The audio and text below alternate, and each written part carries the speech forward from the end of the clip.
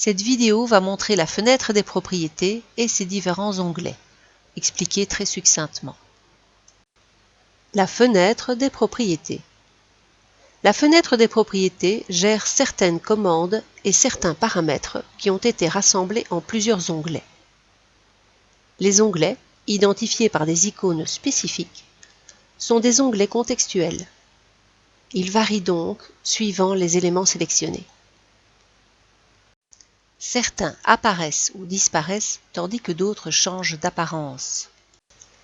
Ainsi, l'icône de l'onglet Object Data peut prendre plusieurs aspects différents suivant le dernier élément qui a été sélectionné et qui est l'élément actif. L'icône sera cependant toujours de couleur verte. Les différents onglets. Le premier onglet, l'onglet Active Tools and Workspace Settings, reprend les outils de l'espace de travail et aussi des outils contextuels, comme les brosses par exemple quand on est dans le Sculpt Mode. L'onglet Render reprend les paramètres des rendus, par exemple la manière dont les ombres sont calculées et plein d'autres choses encore.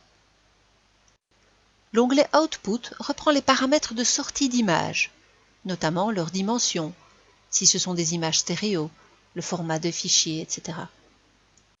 L'onglet View Layer offre la possibilité de faire des calques de rendu.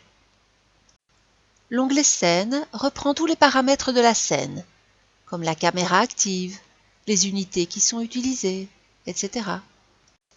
Et pour l'onglet World, il reprend la gestion du monde, c'est-à-dire l'univers de la scène, ou le fond de la scène. L'onglet Object est particulièrement intéressant. Il reprend les paramètres de l'objet qui est sélectionné, au niveau de sa géométrie, des relations qu'il a avec d'autres éléments, etc. L'onglet Modifieur reprend la gestion des modifieurs qu'on peut appliquer sur les objets, comme le modifieur Mirror, Array, etc. L'onglet Particle permet de gérer le système de particules sur un objet. Il permet de mettre notamment des cheveux ou des petits éléments animés. Quant à l'onglet Physics, il permet de gérer des caractères physiques sur un objet. Par exemple, leur donner une particularité pour être un fluide, un tissu, une force. L'onglet Object Constraints permet de gérer les contraintes sur un objet. C'est essentiellement utilisé pour l'animation. L'onglet Object Data permet de gérer les infos dans l'objet. Le Vertex Group, les Shape Key, les UV Maps, etc.